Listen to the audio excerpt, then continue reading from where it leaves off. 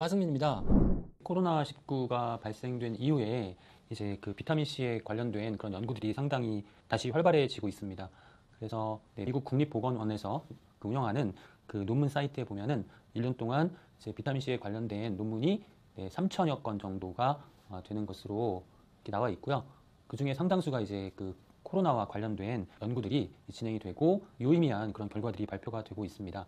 그래서 몇 가지 이제 매스컴에 보도가 됐던 그런 그 연구 결과들을 좀 보면 이제 미국에서는 코로나 환자들이 대부분 다 이제 비타민 C 결핍증이었고 또 비타민 C가 높은 사람들의 경우에는 생존율이나 회복률이 높았다라고 하는 결과들이 있었고요. 또 캐나다에서는 비타민 C를 투여했을 때 이 장기 기능 장애를 완화시킬 수 있다라고 하는 그런 연구가 지금 이제 임상 3상이 진행 중에 있습니다. 그리고 스페인에서는 비타민 C가 부족한 경우에는 코로나의 증상이 중증으로 나타날 수 있다고 하고요. 또 중국에서는 비타민 C가 충분하게 공급이 되었을 때 이제 인체 내에서 그 사이토카인 폭풍을 일으킬 수 있는 그런 물질이 상당히 낮게 검출이 되었다라고 하는 그러한 연구 결과들을 발표를 하고 있습니다. 그래서 이 논문들 중에서 이제 비타민 C의 이러한 그 호흡기 계통의 그 증상을 완화시키는 그런 기전을 제안한 그런 내용이 있어서 제가 이 내용을 좀 이해하기 쉽게 좀 정리를 해봤는데요. 비타민 C는 NF-kappaB라고 하는 염증 인자를 억제하는 역할을 하고 호중구 세포에 트랩을 형성한다 이렇게 나와 있는데 이제 호중구는 우리 면역 세포 중에 하나고요. 이제 호중구라는 그 면역 세포가 그 세포 외부에 덫이라고 생각하시면 돼요. 트랩을 형성한다. 쉽게 좀 비유를 해보자면 이렇게 스파이더맨이 거미줄을 내보내서 이제 물건을 잡아채는 뭐 그러한 그 장면을 좀 상상해 보시면 될 것 같아요. 이제 우리 면역 세포 중에 호중구가 그러한 작용을 하면서 그런 바이러스를 억제하는 그러한 기능을 하게 되고요. 또 비타민 C는 우리 체내에서 바이러스의 증식을 억제하는 인터페론이라는 그런 성분을 생성합니다. 또 비타민 C는 잘 알려진 바와 같이 또 강력한 항산화 기능을 발휘하면서 전체적인 그런 효과들이 인간의 산화 스트레스를 감소시키고 이러한 결과로서 우리 체내에서 이제 부신 기능이 향상이 되고 폐에 상피 장벽의 기능이 향상되면서 급성 호흡곤란 증후군 이제 이 호흡기 계통의 어떤 그런 문제점들을 완화시키는 데 도움이 된다고 하는 그런 기전들을 제안을 하고 있습니다. 그리고 이제 비타민 C가 앞서 잠시 언급드렸던 그 비타민 C가 이제 사이토카인 폭풍을 억제하는 기전인데요. 지금 보시는 바와 같이 비타민 C가 있고 이제 비타민 C는 이제 ROS라고 하는 활성 산소종, 우리가 보통 이제 유해산소라고 부르죠. 이 유해산소를 억제하게 되는데 사실 유해산소가 NF-kappaB라고 하는 염증 유발 인자를 활성화시키게 되면서 결국은 이 염증을 억제하기 위한 우리 면역세포의 과잉 반응으로서 사이토카인이 이제 분비가 되는데 이 사이토카인이 특히 이제 림프구나 대식세포 같은 우리 면역세포에 의해서 사이토카인이 과다하게 분비가 되었을 때 정상적인 그런 세포나 조직을 공격하면서 이제 건강상에 심각한 위해가 발생하게 되는데 이러한 현상을 우리가 사이토카인 폭풍이라고 하는데 원인 단계에서 비타민 C가 그 예방에 도움이 되는 그런 역할을 하는 것으로 추정이 되고 있습니다. 과거로부터 비타민 C는 감기와 같은 그 호흡기계 바이러스 질환 억제 효과가 있다고 하는 그런 연구들이 상당히 많이 진행이 되었습니다. 그리고 이제 세계 제2회 비타민 C 국제 심포지엄에서 발표된 그런 그 결과들을 보면 인플루엔자 바이러스에 감염된 동물 실험에서 이제 비타민 C를 투여했을 때 이제 폐사율이 급격히 낮아졌다는 그런 결과도 있었고요. 폐혈증 환자의 혈전과 백혈구의 비타민 C 농도가 상당히 떨어져 있는데 이러한 경우에도 비타민 C가 공급이 되었을 때 이제 급성 염증 질환에 대한 대안이 될 수 있다고 하는 그래서 치료법으로 고려되어야 한다라고 하는 그런 연구 결과들이 발표가 되었습니다. 1970년대 이후에는 이제 백신이 발달하면서 다양한 그 바이러스 질환, 바이러스를 억제하는 비타민 C의 능력이 이제 과소평가가 되었었는데 이제 2000년대에 들어오면서 뭐 사스나 신종플루, 뭐 메르스 또 최근에 이제 코로나와 같은 이러한 새로운 바이러스에 이제 백신이 이제 적절하게 대응하지 못한다라는 그런 결과들이 나오면서 이제 비타민 C의 새로운 그런 항바이러스 효과에 대한 그런 가능성이 새롭게 제기가 되고 있으면서 또 비타민 C의 어떤 고농도 요법에 대한 그런 활발한 재평가가 이루어지고 있는 시기라고 할 수 있겠습니다. 우리가 이제 보통 이제 비타민 C의 어떤 기능성이라고 하면 지금 보시는 세 가지가 이제 인증받은 기능성입니다. 이제 우리 그 몸을 구성하는 또 뼈를 구성하는 그런 콜라겐 합성에 비타민 C가 꼭 필요하고요. 그다음에 철분의 흡수에도 꼭 필요하고 또 항산화 기능을 가지고 있기 때문에 유해산소로부터 세포를 보호하는데 이제 필요한 영양소가 비타민 C 이렇게 세 가지가 인증받은 내용이고 그 외에도 이제 학술적으로 비타민 C의 그 강력한 기능성으로 제시가 되고 있는 부분들이 이제 카르니틴의 합성. 이 카르니틴은 그 지방을 분해하는데 필수적인 성분이고 체내에서 이 카르니틴이 합성되기 위해서는 이제 비타민 C가 반드시 필요하기 때문에 지방을 잘 분해하기 위해서 비타민 C가 필요하다라고 추론을 할 수가 있게 되겠죠. 그 외에도 이제 다양한 비타민 C의 기능성들이 제한이 되고 있는데 대표적인 것들을 요약을 해보면 면역 기능 및 해독 작용에 관여를 하고요. 그 다음에 이제 호르몬 생성 분비에 관여를 하죠. 특히 이제 부신에서 생성 분비되는 호르몬들의 중요한 역할을 하게 되는 거고요. 산소 결핍 유도인자, 그래서 이제 산소를 정상적으로 우리 세포나 조직에 전달할 수 있는 그러한 과정에도 관여를 하고, 그다음에 이제 DNA 메티로와 히스톤 변성이라고 하는 부분에도 이제 관여를 하는데, 이 부분은 이제 유전학과 대비되는 그러한 개념인데요. 유전학은 보통 이제 우리가 선조로부터 그 물려받은 유전자에 의해서 우리의 그 신체적인 특성이 결정된다라는 것이 유전학인데, 이제 후성 유전학은 그와 별도로 태어난 이후에 우리가 생활 습관이라든가 환경, 그리고 이제 식생활 등에 의해서 우리의 건강 상태가 변할 수 있다라고 이제 요약을 할 수 있겠는데, 이러한 후성 유전학 분야에서 DNA라든가 아니면 염색체의 그런 어떤 그 변화를 비타민 C가 방어해주는 그러한 역할을 통해서 우리 건강에 도움이 될 수 있다라고 하는 그런 새로운 가설들이 등장을 하고 있습니다. 네, 비타민 C의 그런 중요한 그 기능성들을 잘 요약해 놓은 그 논문에서 이제 발췌를 한 내용인데, 뭐 항당뇨나 항고혈당, 당분을 대사하는데 또 역할을 할 수 있고, 또 앞서 말씀드렸던 그런 폐를 보호하는 기능, 그다음에 그 외에도 LDL 콜레스테롤 산화를 억제한다거나 플라크 형성을 제어해서 심혈관계 건강에 도움이 된다는 내용도 있고요.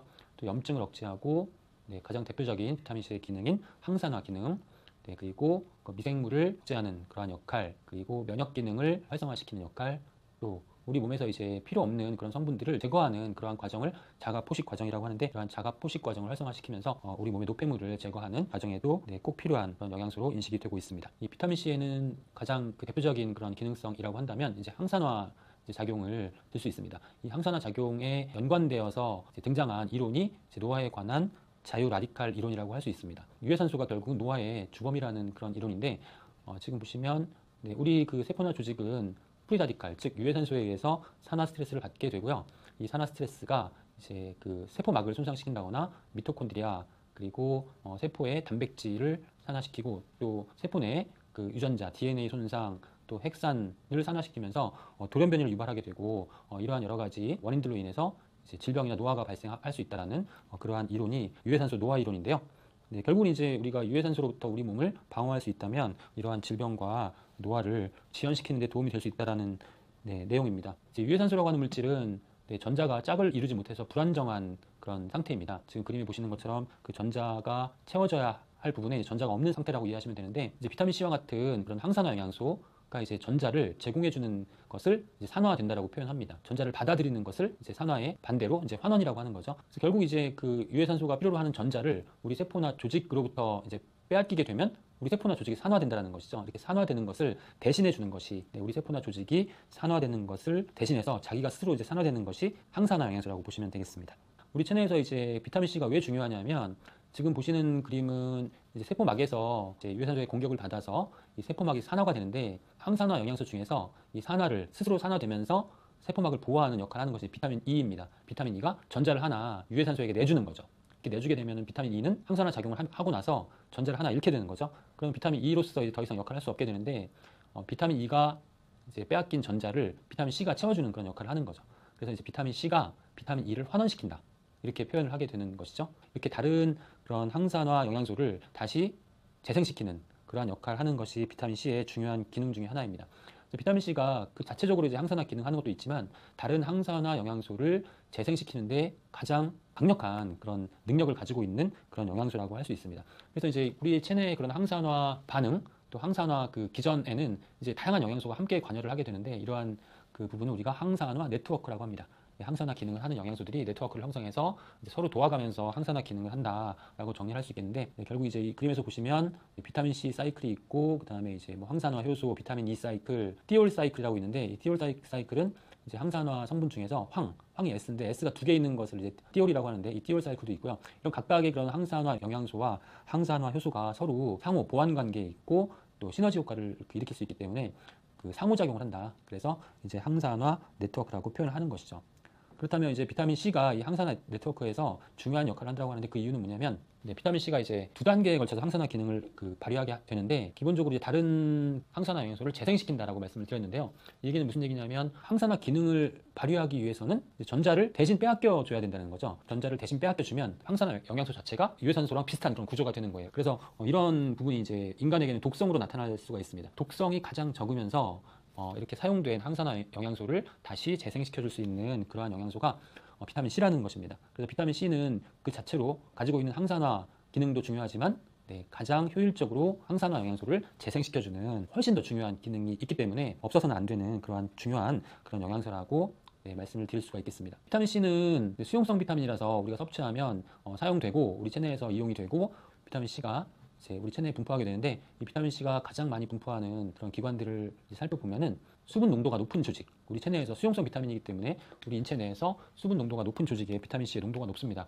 이제 이 조직에 해당되는 그런 부분이 이제 혈관이고요. 혈관에서 혈장과 빛혈구 사이에서 비타민 C가 이제 왔다 갔다 하면서 항산화 작용을 하게 되고, 또 우리 수분 농도가 높은 조직, 대표적인 조직이 이제 폐와 눈에 비타민 C가 상대적으로 좀 충분하고요. 지금 그림에서 보시는 바와 같이 비타민 C의 농도가 가장 높은 조직은 부신과 뇌입니다. 그래서 이제 부신과 뇌에서 중요한 기능을 하게 되는데요. 부신이 이제 스트레스와 관련이 있는 기관이고, 스트레스 상태에서 우리 몸을 회복시키는데 꼭 필요한 호르몬이 스트레스 호르몬이라고 하는데, 이 스트레스 호르몬을 생성하고 분비하는데 비타민 C가 반드시 필요하기 때문에 부신에서의 비타민 C 농도가 높은 것이고요. 만성 스트레스 상황에서 부신에서 이제 코티졸을 생성하고 분비하게 되는데, 이럴 경우에 비타민 C가 상당히 많이 필요하게 되고요. 비타민 C는 스트레스로 인한 피로를 회복하는데 꼭 필요한 영양소라고 할 수 있겠습니다. 그래서 현대인들에게 이제 만성 피로라든가 체력 고갈이라는 문제가 발생하게 되는데, 이럴 경우에 이제 큰 원인 중에 하나가 이제 부신의 피로라고 할 수 있겠고, 이러한 부신 피로를 극복하기 위해서 비타민 C의 섭취가 도움이 될 수 있다라고 정리할 수 있고요. 그 다음에 이제 그 뇌에서 비타민 C 농도가 높다라고 하는데, 비타민 C가 결핍되었을 때 두뇌에 관련된 그런 건강 문제의 가능성이 높아지게 되는데요.